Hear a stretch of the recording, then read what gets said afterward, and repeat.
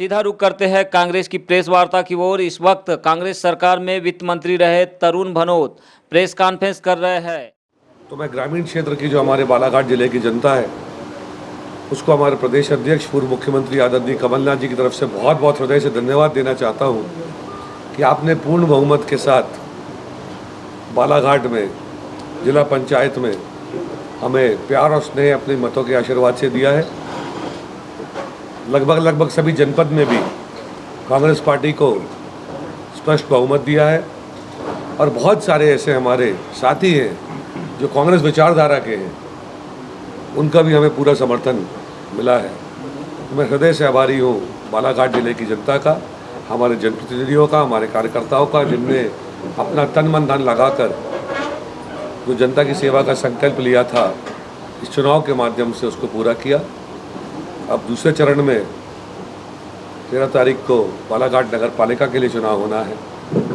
मुझे पूरा विश्वास है कि जिस प्रकार का आशीर्वाद और स्नेह हमें ग्रामीण क्षेत्र की जनता से मिला है वही नगर पालिका बालाघाट की जनता से भी मिलेगा, अन्य नगर पालिकाओं से और हमारी जो नगर पंचायत है वहाँ भी मिलेगा। और कांग्रेस पार्टी को स्पष्ट बहुमत लंबे समय के बाद बालाघाट जिले में मिलेगा। प्रेस वार्ता में कांग्रेस नेत्री और लांजी क्षेत्र की विधायक हिना कावरे, साथ में बैहर क्षेत्र के विधायक संजय उइके भी मौजूद है। पूर्व विधायक मधु भगत भी है। नगरपालिका चुनाव के समन्वयक अनुराग चतुर्मोहता और तमाम कांग्रेस के नेता इस वक्त होटल गुलमोहर में मौजूद है, जहां पर एक प्रेस वार्ता को संबोधित कर रहे हैं कांग्रेस सरकार में पूर्व वित्त मंत्री रहे तरुण भनोत। कि जब हम 2013 का विधानसभा चुनाव हुआ था तो हमारी सदस्य संख्या, जब चुनाव 18 में हो रहा था तो मध्य प्रदेश विधानसभा में 54 थी और भारतीय जनता पार्टी की 167 थी। तो एक बहुत बड़ा जनादेश प्राप्त हुआ था कि 54 से हम 114 पे गए थे और भाजपा 167 से 107 पे आई थी। तो भाजपा का ये कहना कि जनादेश स्पष्ट नहीं था, ये निराधार झूठ है। जन आकांक्षाओं के खिलाफ जाकर जिस तरीके से भोपाल से दिल्ली, दिल्ली से बेंगलुरु, उसको मध्य प्रदेश की जनता ने बहुत करीब से देखा था, किस प्रकार से लोकतंत्र की हत्या की गई थी। और मैं उस स्तर पर नहीं जाना चाहता हूँ जिस स्तर पर भाजपा के नेता जाते हैं। क्या क्या प्रयोग और उपयोग किए गए, कैसे जनप्रतिनिधियों को अपने पक्ष में लिया गया, ये मध्य प्रदेश की जनता जान रही थी। और उसके बाद उसे 2020 में ये मौका मिला जवाब देने का। तो ये जो जवाब दिया जा रहा है मध्य प्रदेश की जनता, पूरे प्रदेश में हम ग्रामीण क्षेत्रों को अभी तक रिजल्ट जो आ रहे हैं, क्योंकि अभी नगर निगमों के तो काउंटिंग नहीं हुई है, वो देखा जा रहा है कि कांग्रेस पार्टी को स्पष्ट बहुमत लगभग पूरे मध्य प्रदेश में सभी जिला पंचायतों में, नगर पालिकाओं में और नगर पंचायतों में भी मिलेगा। जनपद और जिला पंचायत तो हम जीत रहे हैं। लगभग 80% सीटें कांग्रेस पार्टी के उम्मीदवार और बाकी पे बहुत सारी ऐसी सीटें जिस पे कांग्रेस विचारधारा के लोग विजयी हुए। बालाघाट की विशेषता पर मैं बात करना चाहता हूँ। वित्त मंत्री के रूप में मुझे 15 माह माननीय कमलनाथ जी की सरकार में काम करने का मौका मिला, तो कुछ आंकड़ों पर मैंने गौर किया। इसमें सबसे महत्वपूर्ण बात यह है कि बालाघाट एक महत्वपूर्ण जिला जो मध्य प्रदेश का है और मध्य प्रदेश की सरकार के लिए बहुत महत्वपूर्ण है, वो इस दृष्टि से है कि सबसे ज़्यादा रेवेन्यू अगर परसेंटेज शेयर में हम देखें तो मध्य प्रदेश की खजाने में जो आती है वो बालाघाट जिले से आती है। पर उसके अनुरूप अगर हम पिछले 18 वर्षों का बालाघाट का विकास देखें तो मुझे कहते हुए बहुत दुख होता है कि बहुत छोटी छोटी सी जो जगह है उनसे भी बालाघाट आज पिछड़ गया है। मैं कल भी बालाघाट में था, माननीय मुख्यमंत्री शिवराज सिंह जी का यहाँ आगमन हुआ था। मैं आज के अखबार में और कल जो आपके विभिन्न समाचार चैनल हैं इनके माध्यम से देख रहा था कि उन्होंने कहा कि हम बालाघाट को स्वर्णिम विकास देंगे। तो आपको 18 साल का इंतज़ार किस चीज़ का कर रहे थे आप? कि क्या 18 साल तक बालाघाट जिले की जनता, बालाघाट नगर की जनता मूलभूत समस्याओं के लिए भी परेशान रहे? पीने का पानी गर्मियों में ना मिले और थोड़ी सी बरसात में नाले और नालियों में बहने वाला पानी लोगों के घरों के अंदर चला जाए, ये व्यवस्था आपने 18 साल में बालाघाट को दी है।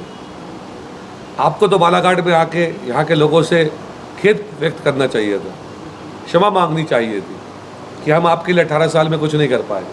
पर अभी भी वही पुरानी ढपली और वही पुराना राग कि हम स्वर्णिम मध्य प्रदेश बना देंगे, स्वर्णिम विकास बालाघाट का करेंगे।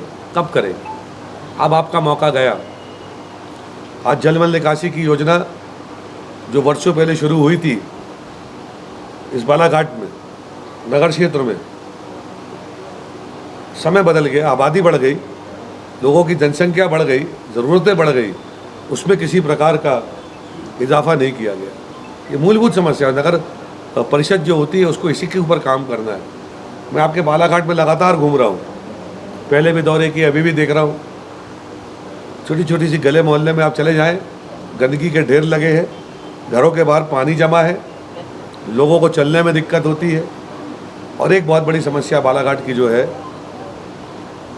जो हम लोग ने बहुत करीब से महसूस की है, जनप्रतिनिधि भी यहाँ बैठे हैं, इस पर हम लोग लगातार चर्चा भी कर रहे हैं कि पलायन इस क्षेत्र से बहुत ज़बरदस्त होता है, लोगों को बाहर जाना पड़ रहा है। तो आज माननीय शिवराज सिंह जी को और आदरणीय गौरीशंकर बिसेन जी को, बालाघाट जिले की जनता को और बालाघाट शहर की जनता को ये जवाब देना चाहिए कि 18 वर्षों में उनने इन सब समस्याओं की सुध क्यों नहीं ली और किस मुंह से आज वो यहाँ के लोगों से मत मांग रहे हैं और आशीर्वाद मांग रहे हैं। मुझे पूर्ण विश्वास है कि बालाघाट की जागरूक मतदाता, जैसा ग्रामीण क्षेत्रों में परिणाम आया वैसे ही नगरीय क्षेत्र में भी आएगा और भारतीय जनता पार्टी का सुपड़ा साफ इस बार बालाघाट नगर पालिका से होने जा रहा है।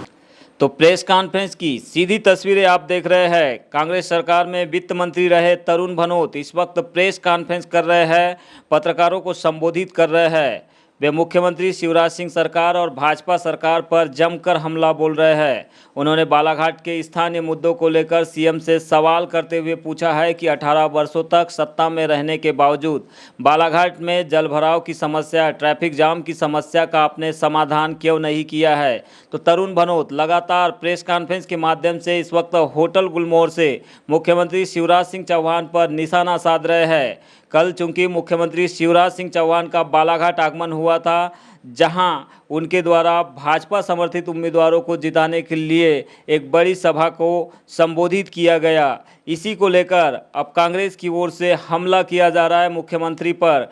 तो कांग्रेस के प्रभारी है बालाघाट में तरुण भनोत, जो कि जिला पंचायत में कांग्रेस को मिली सफलता को लेकर भी अपने विचार रख रहे हैं। साथ में वे प्रदेश में व्याप्त अव्यवस्थाओं को लेकर मुख्यमंत्री शिवराज सिंह सरकार को घेर रहे हैं। बालाघाट शहर की जनता की भावनाओं को भी समझ रहे हैं कि जो अपेक्षा उनकी है उस पर यहाँ की नगर सरकार खरी उतरेगी। यहाँ के प्रबुद्धजनों से, जो सामाजिक संस्थाएं हैं, धार्मिक क्षेत्र में काम करने वाली संस्थाएं हैं, आप बुद्धिजीवी वर्ग के साथी जो हमारे पत्रकार बंधु यहाँ बैठे हैं, इंजीनियर्स हैं, डॉक्टर्स हैं, उनसे सलाह करके एक सलाहकार समिति माननीय कमलनाथ जी ने अपने घोषणा पत्र में भी ये कहा है नगरीय निकायों के लिए हम बनाएंगे। और उस सलाहकार समिति के जो लोकल होगी यहाँ की, उसकी सलाह के अनुरूप नगर सरकारें हमारी काम करेंगी और जो जनता के रुके हुए विकास के कार्य हैं उन्हें पटरी पर पुनः लेकर आएंगी। एक और घोषणा मैं सुन रहा था कि एक मार्ग पर जहाँ बालाघाट में बड़ा भारी जाम लगता है, मुख्यमंत्री जी कल घोषणा कर रहे थे कि हम यहाँ 25 करोड़ रुपए की लागत से एक ओवरब्रिज बनाएंगे। तो वो जाम कल से लगना तो शुरू नहीं हुआ होगा जब मुख्यमंत्री जी ने ये घोषणा की। ये इससे तो बालाघाट की जनता वर्षों से परेशान है।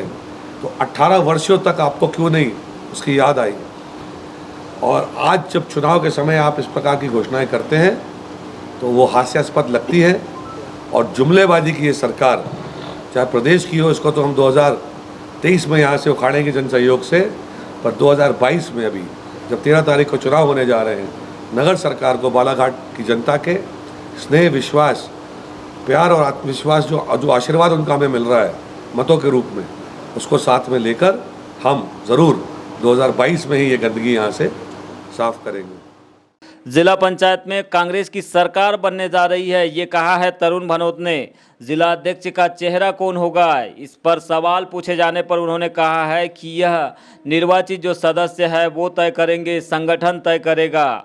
तो फिलहाल वो पत्ते नहीं खोल रहे हैं, लेकिन ये तय है कि कांग्रेस के 14 उम्मीदवार जो है जिला पंचायत के चुनाव में जीत कर आए हैं।